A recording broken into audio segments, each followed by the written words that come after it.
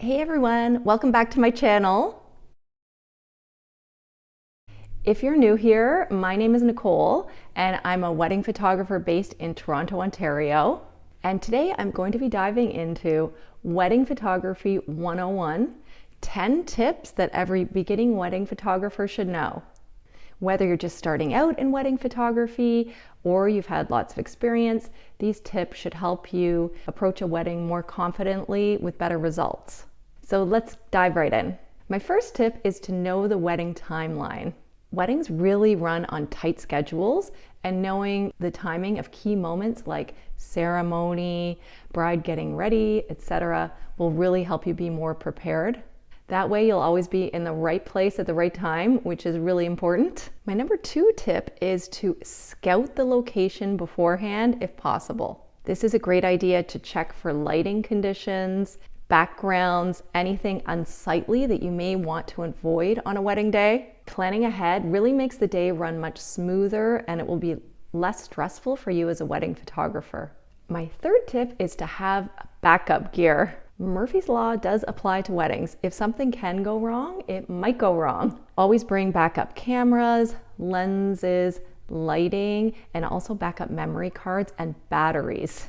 My tip number 4 is to master your camera settings before a wedding day. During a wedding day, you're going to be encountering all kinds of different lighting conditions. You might have some bright sun at the beginning, and then you might have a very dimly lit reception. So before wedding day, it is a good idea to be comfortable with manual mode on your camera, be familiar with the exposure triangle. Tip number 5 is to try to capture all the details. Brides and grooms put so much effort into choosing the details on their wedding day. Things like flowers, rings, table settings are all important, and being able to capture these things well helps tell the full story of the wedding day. Personally, for details, I really like to use my 50mm lens, or if I'm shooting tiny details like rings, I will use my 24-70 f2.8 lens with a extension tube to get nice and close. It's a good idea to practice taking photos of details at home before the wedding day just to get comfortable and consistently good photos. Tip number 6 is to build a relationship with the couple. Having a good relationship with them makes everything easier on the wedding day. I like to get in touch with the couple periodically before their wedding day arrives to ensure that we have a really good plan. Also, doing an engagement session before a wedding day is a great idea. You'll get to know each other better, you can try out poses, and then you can determine any poses that they prefer so that you're prepared for their wedding day. Tip number 7 is to stay invisible yet present on the wedding day. My goal on a wedding day really is to be able to capture candid moments in an unobtrusive way. I like to be able to blend in with guests, move quietly, and remain unobtrusive throughout most of the wedding day. That way I can capture those amazing candid moments without interrupting anything. Sometimes using a longer lens can be helpful in this kind of situation. For example, during the ceremony, I like to use my 70 to 200mm lens just so that I can stand on the outer edges of the ceremony, yet get some nice close-up candid shots. My 8th tip is to have a shot list.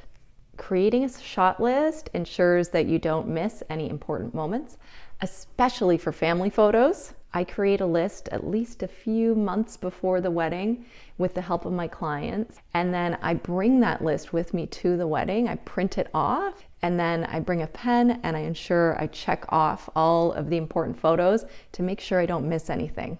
Tip number 9 is to direct people with confidence. On a wedding day, you'll often have to give direction to groups of people or individuals, and being confident yet friendly with posing people will help people feel more comfortable with you and make things go more smoothly. This took time for me to get used to, but I found that after practicing with posing various couples, it helped a lot. So it's not a bad idea to get a lot of practice with this before a wedding. So you can find some couples and do an engagement session for them just to get some practice under your belt, and that will go a long way.